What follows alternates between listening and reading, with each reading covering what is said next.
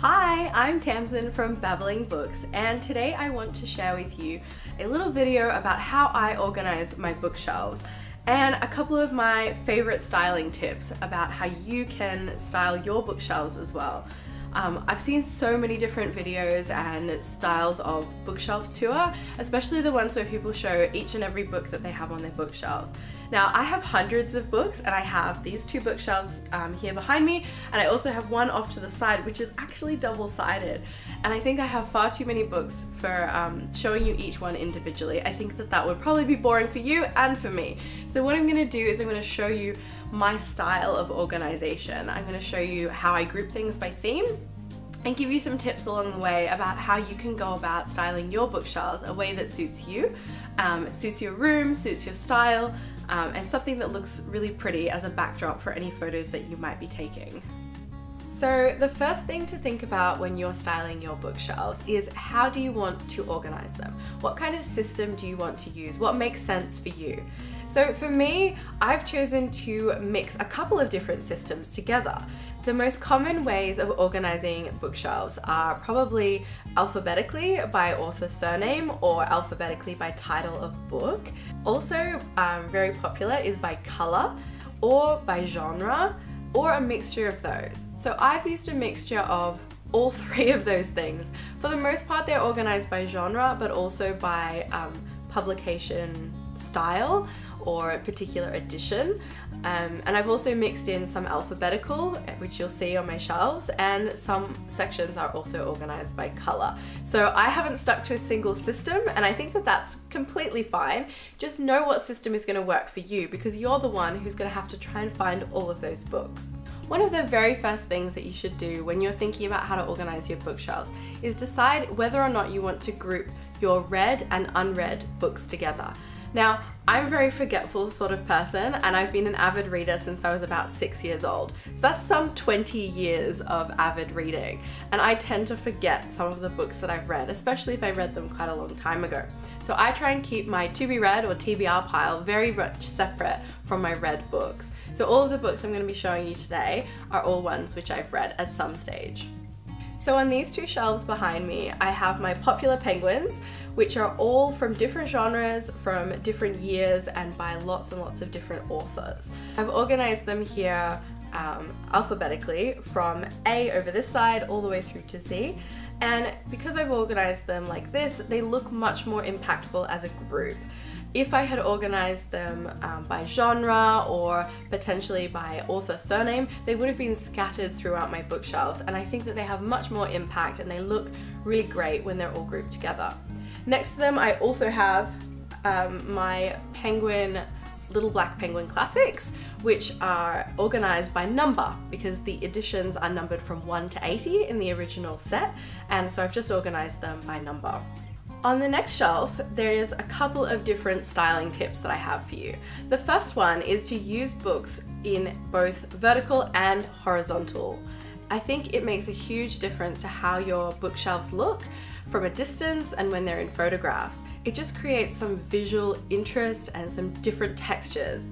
I've also used the technique of facing some books forward here. I really love doing this with my vintage Red Spines collection because all of the covers are very different, but they're all the same shape and the fonts on all the covers match. So they have one element of consistency which makes them all look nice as a set, but it also means that I can swap and change them from time to time. So I have different covers facing forwards. In this case, I've chosen three which have a similar theme. I've chosen The Handmaid's Tale, We, and Blindness. All three of them are dystopian, futuristic sci-fi novels, so they all have the same theme, but when you look at the covers, the only consistency between them is that they all have an element of red or orange on the cover, and it just makes a visual impact for that group of books, and I think that they really stand out and make my shelves look interesting. The other element that you can see on my bookshelves here is a plant. I absolutely love adding plants to bookshelves. I think it just gives so much life and texture, and it just adds a pop of color. I don't have that many green books. In fact, I think I only have 2 or 3 green books, and it just makes the bookshelves stand out so much more and look much more friendly and less sort of dowdy or dusty and stained. I think that they look really lovely when you add plants. If you can't trust yourself to keep real plants alive, then you could also try out some fake flowers or fake plants as well. So on the top two shelves on this side of my bookshelf, I have my vintage popular penguins and a collection of young adult fiction in both black and white. Here you can see a couple of the techniques that I mentioned before. You can see that I've added plants, which are growing wild and crazy and overlapping onto my other books on the lower shelf. You can also see that I've grouped these vintage penguins because they're sort of a collection. They go together, and when you group things, they have much more visual impact. I could have spread these penguins out and put them with the bright orange popular penguins on the other shelf, but I didn't because the vintage ones have this sort of creased, dirty, faded style about them, and when they're mixed in with the more modern ones, they look a little bit lost. But when you group them like this in their different colors, they just have so much more impact and they look so much more enticing. So that's why I recommend grouping things by theme or by style if you can. If you have enough to create a proper group, then this can look really, really effective. You can see here that I've also added some trinkets as bookends. I don't actually own any real bookends, and I tend to use things that I find around the house. So the element on the end here is actually a globe, which has a little holder for a pen in it. I found this at a vintage store quite a while ago, and it makes a perfect bookend. On the next shelf, I've decided to group together the black and white books that I own, which are young adult novels.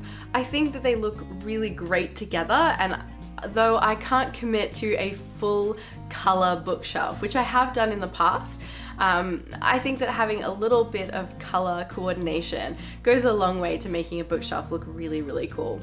So luckily, some of my sets, because some people have problem with splitting up sets in color coordinated bookshelves.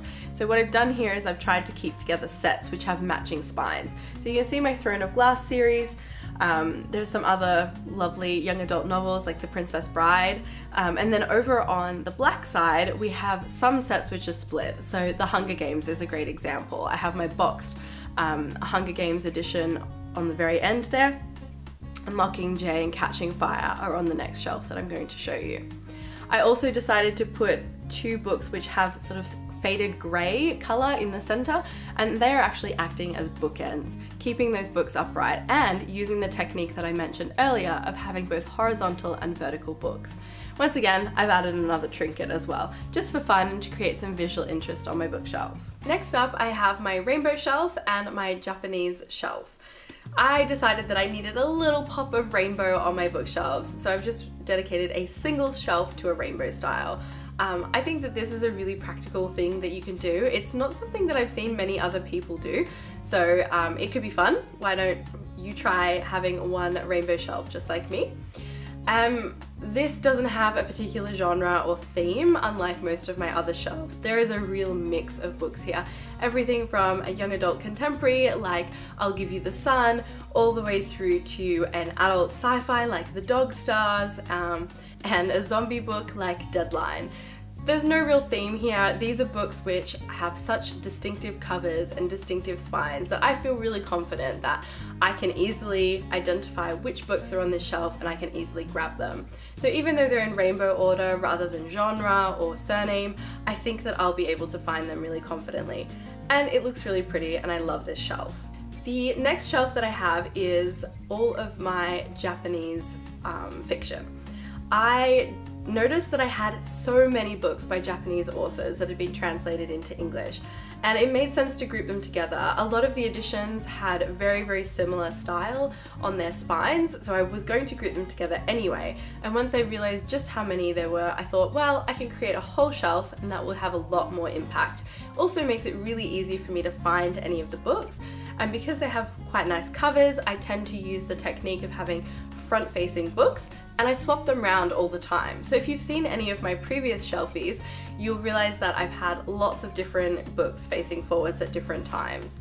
I love this ability to swap and change books really quickly and easily, which completely changes the look of that shelf and the style of my bookshelf. So these two shelves are collections of classics and then some of my favorite YA or children's reads.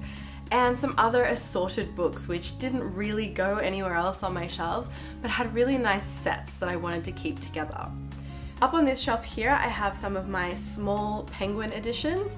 These are not popular penguins, so they don't have the distinctive orange and white spines, but they all sort of match and they have lovely covers.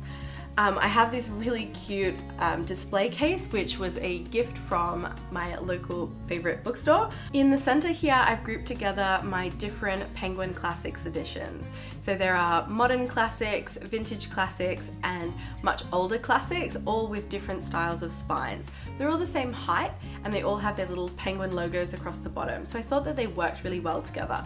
And the very monochromatic style works really well in raking up the very, very colored red that you can see up the top, and then this more colorful front-facing shelf that I have below. I've also used a Pharaohology head and a little bronze horse as bookends. So once again, continuing my theme of not owning any bookends and using things which I found around my house. Now, these were things which were gifts from people, little antique objects that I've collected over the years. You don't have to use these particular items, you can use anything that you have. You might have some bookish merchandise, you might have some mugs or all sorts of things. Anything that's heavy enough to stop your books from falling over. On this shelf, I have my cloth-bound Penguin Classics. Now, if you remember from the start of my video, I mentioned that I like to separate out my read and unread books. So I actually own a few more of these Penguin cloth-bound editions, but I haven't actually read them. So I've decided to keep them on my TBR shelf and not get confused. Now, I sort of left a little bit of space on this shelf because I know in the future, once I've read some more of these, that's gonna slowly expand out along this shelf, and I hope that they'll all look really lovely together.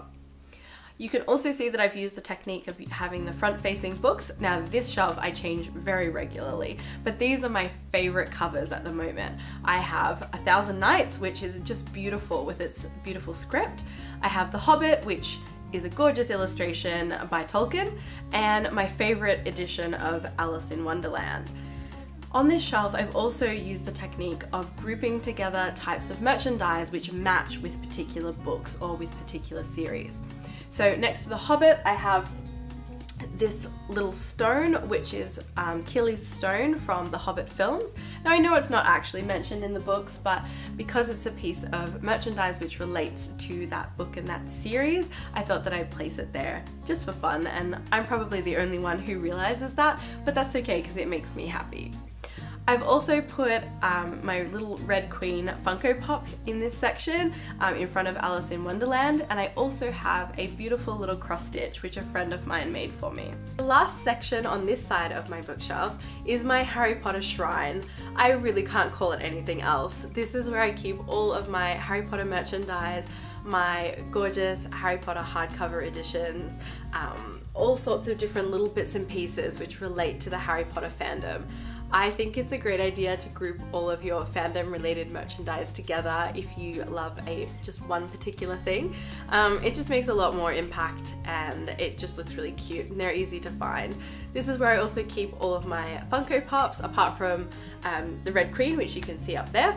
She's the only one which I have which is not a Harry Potter Funko Pop. I tend to rearrange and change this shelf around from time to time because I just like playing with my merchandise and changing what this shelves look like. And last but not least, I have my decorating and coffee table books. I have lots and lots of coffee table books and decorating books. As I'm in the process of moving house, some of them have already been packed away, and if you've seen any of my previous shelfies, you'll know that they were stacked almost right up to the top of this shelf here, and because I've packed some of them away, I've decided to use that technique again of front-facing books, just so that I didn't have an awkward white gap on these particular shelves. Now, not everyone will have coffee table books like I do, or would like to perhaps store them somewhere other than on their bookcase, but I really like the different size and shape that they add to a bookshelf. They're just so much wider, so much bigger, and they're so different to all of the other novels that I have on my shelves. Those are my bookshelves. I hope you've enjoyed this tour. I know that I didn't explain each book one by one, but I also have a series of photographs of each shelf. So I'm going to put a link down below in the description box, so you can click on that, have a look on my blog, and have a close-up look at each of the books individually if you'd like to know titles and authors. To quickly recap on my styling tips for bookshelves. Number 1, Choose a system or mix of systems for organizing your bookshelf that works for you. So you'll find it easy to find different books when you're looking for them and to do something which suits your personality and your style. 2. Create groups of books for more impact. They can be groups by color, perhaps by edition, or by theme or genre. Create impact by using groups of the same size or the same style. 3. Use a mixture of horizontal and vertical books to create more interest across your bookshelves. 4. Face some books forwards if you've got the space. It'll help create visual interest and make it really easy to update the style of your bookshelves. 5. Add accessories or merchandise. Again, this creates interest on your bookshelves. It's a really fun way to add color and interest to your bookshelves. And 6, if possible, use plants. I think plants are a great addition to any bookshelf, as long as you can remember to keep them alive. Otherwise, try fake plants. That's it from me. Let me know in the comments below what your organization system is for your bookshelves, or let me know if this has been helpful and I've inspired you to maybe redo your bookshelf organization.